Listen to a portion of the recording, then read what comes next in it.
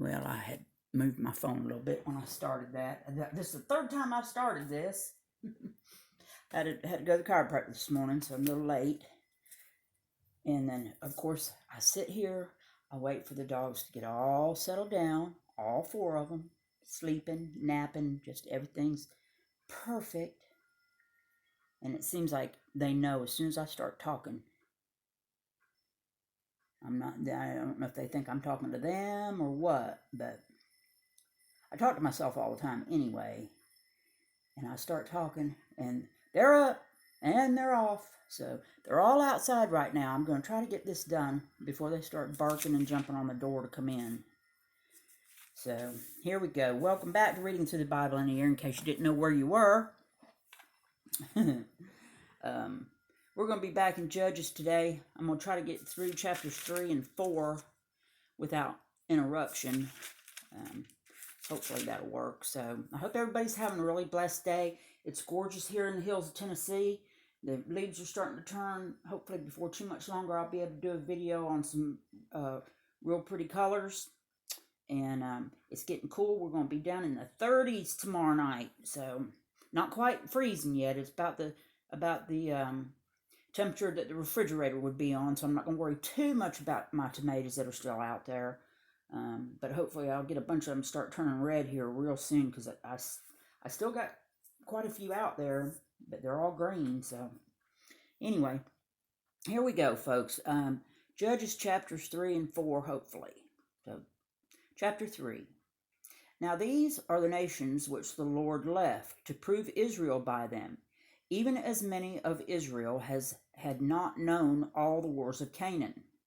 Only that the generations of the children of Israel might know, to teach them war, at the least such as before knew nothing thereof, namely 5 lords of the Philistines, and all the Canaanites, and the Sidonians, and the Hivites that dwelt in Mount Lebanon, from Mount Baal-Hermon unto the entering in of Hamath. And they would approve Israel by them, to know whether they would hearken unto the commandments of the Lord, which he commanded their fathers by the hand of Moses. And the children of Israel dwelt among the Canaanites, Hittites, and Amorites, and Perizzites, and Hivites, and Jebusites. And they took their daughters to be their wives, and gave their daughters to their sons, and served their gods. And the children of Israel did evil in the sight of the Lord, and forgat the Lord their God, and served Baalim and the groves. Therefore the anger of the Lord was hot against Israel, and he sold them into the hand of, Cushan-Rishathaim, king of Mesopotamia. And I probably said that all wrong, but that's okay. And the children of Israel served Cushan-Rishathaim 8 years. And when the children of Israel cried unto the Lord raised up a deliverer to the children of Israel, who delivered them, even Othniel the son of Kenaz, Caleb's younger brother. And the Spirit of the Lord came upon him, and he judged Israel, and went out to war. And the Lord delivered Cushan-Rishathaim, king of Mesopotamia, into his hand, and his hand prevailed against Cushan-Rishathaim. How many times am I going to have to say that? Anyway, and the land had rest 40 years, and Othniel, the son of Kenaz, died. Kenaz. And the children of Israel did evil again in the sight of the Lord. And the Lord strengthened Eglon, the king of Moab, against Israel, because they had done evil in the sight of the Lord. And he gathered unto him the children of Ammon and Amalek, and went and smote Israel, and possessed the city of palm trees. So the children of Israel served Eglon, the king of Moab, 18 years. But when the children of Israel cried unto the Lord raised them up a deliverer, Ehud, the son of Gera, a Benjamite, a man left-handed, and by him the children of Israel sent a present unto Eglon, the king of Moab. But Ehud made him a dagger, which had 2 edges, of a cubit length, and he did gird it under his raiment upon his right thigh. And he brought the present unto Eglon, king of Moab, and Eglon was a very fat man. And when he made an end to offer the present, he sent away the people that bare the present. But he himself turned again from the quarries that were by Gilgal, and said, I have a secret errand unto thee, O king. Who said, Keep silence. And all that stood by him went out from him. And Ehud came unto him, and he was sitting in a summer parlor, which he had for himself alone. And Ehud said, I have a message from God unto thee. And he arose out of his seat. And Ehud put forth his left hand, and took the dagger from his right thigh, and thrust it into his belly. And the haft also went in after the blade, and the fat closed upon the blade, so that he could not draw the dagger out of his belly, and the dirt came out. But Ehud went forth through the porch, and shut the doors of the parlor upon him, and locked them. When he was gone out, his servants came, and when they saw that, behold, the doors of the parlor were locked, they said, Surely he covereth his feet in his summer chamber. And they tarried till they were ashamed, and behold, he opened not the doors of the parlor. Therefore they took a key and opened them, and behold, their lord was fallen down dead on the earth. And Ehud escaped while they tarried, and passed beyond the quarries, and escaped into Sireth. And it came to pass, when he was come, that he blew a trumpet in the mountain of Ephraim. And the children of Israel went down with him from the mount, and he before them. And he said unto them, Follow after me, for the Lord hath delivered your enemies, and the Moabites into your hand. And they went down after him, and took the fords of Jordan toward Moab, and suffered not a man to pass over. And they slew of Moab at that time about 10,000 men, all lusty and all men of valor, and there escaped not a man. So Moab was subdued that day under the hand of Israel, and the land had rest 80 years. And after him was Shamgar, the son of Anath, which slew of the Philistines 600 men with an ox goad, and he also delivered Israel. Chapter 4. And the children of Israel again did evil in the sight of the Lord when Ehud was dead. And the Lord sold them into the hand of Jabin, king of Canaan, that reigned in Hazor, the captain of whose host was Sisera, which dwelt in Harosheth of the Gentiles. And the children of Israel cried unto the Lord, for he had 900 chariots of iron. In 20 years he mightily oppressed the children of Israel. And Deborah, a prophetess, the wife of Lapidoth, she judged Israel at that time.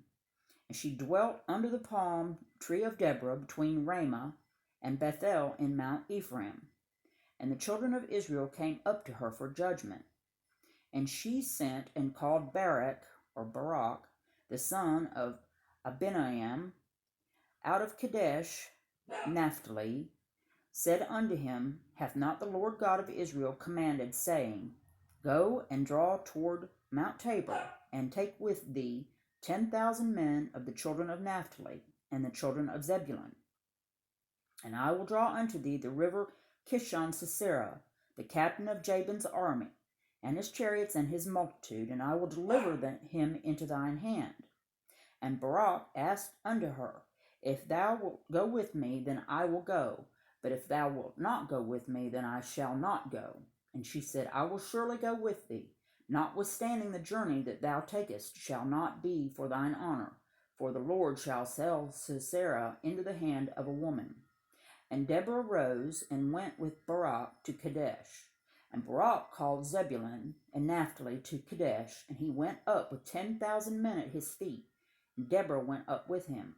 Now Heber the Kenite, which was of the children of Hobab, the father-in-law of Moses, and severed himself from the Kenites, and pitched his tent unto the plain of Zaanaim, which is by Kadesh. And they shewed Sisera that Barak the son of Abinoam was gone up to Mount Tabor. And Sisera gathered together all his chariots, even 900 chariots of iron, and all the people that were with him, from Harosheth of the Gentiles unto the river of Kishon. And Deborah said unto Barak, up, for this is the day in which the Lord hath delivered Sisera into thine hand. Is not the Lord gone out before thee? So Barak went down from Mount Tabor, 10,000 men after him. And the Lord discomfited Sisera and all his chariots and all his host with the edge of the sword before Barak, so that Sisera lighted down off his chariot and fled away on his feet. But Barak pursued after the chariots and after the host under Harosheth of the Gentiles, and all the host of Sisera fell upon the edge of the sword, and there was not a man left. Hold on. Get him inside. I know that's...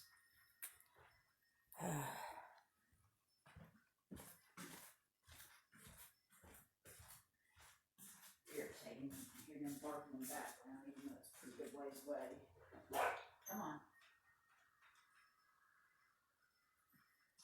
Come on, Choo Choo. Come on, Nip Nip. Stay up there. Come on, no, we're not getting cooked.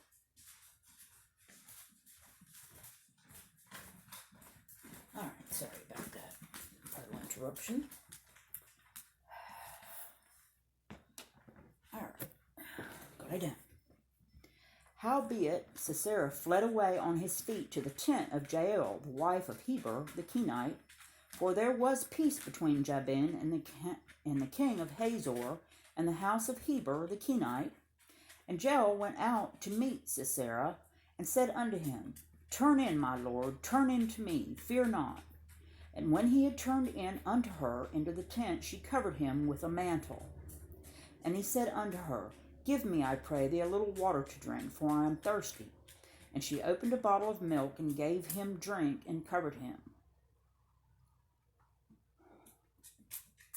Again he said unto her, Stand in the door of the tent, and it shall be, when any man doth come and inquire of thee, and say, Is there any man here? That thou shalt say, No. Then Jael, Heber's wife, took a nail of the tent, and took a hammer in her hand, and went softly unto him, and smote the nail into his temples, and fastened it into the ground. For he was fast asleep and weary, so he died. And behold, as Barak pursued Sisera, Jael came out to meet him, and said unto him, Come, and I will show thee the man whom thou seekest. And when he came into her tent, behold, Sisera lay dead, and the nail was in his temples. So God subdued on that day Jabin, the king of Canaan, before the children of Israel. And the hand of the children of Israel prospered and prevailed against Jabin, the king of Canaan, until they had destroyed Jabin, king of Canaan. And that will do it for today's reading. I'm sorry we had some interruptions there. I do apologize for that, but it is life. And instead of trying to start this over for the fourth time, we just muddle on through it. But I do thank you all for coming by. I do hope that you all have a very blessed day. And we'll be back tomorrow. Back in Timothy again. Like I said, one of my favorite books. So we'll be finishing that up tomorrow.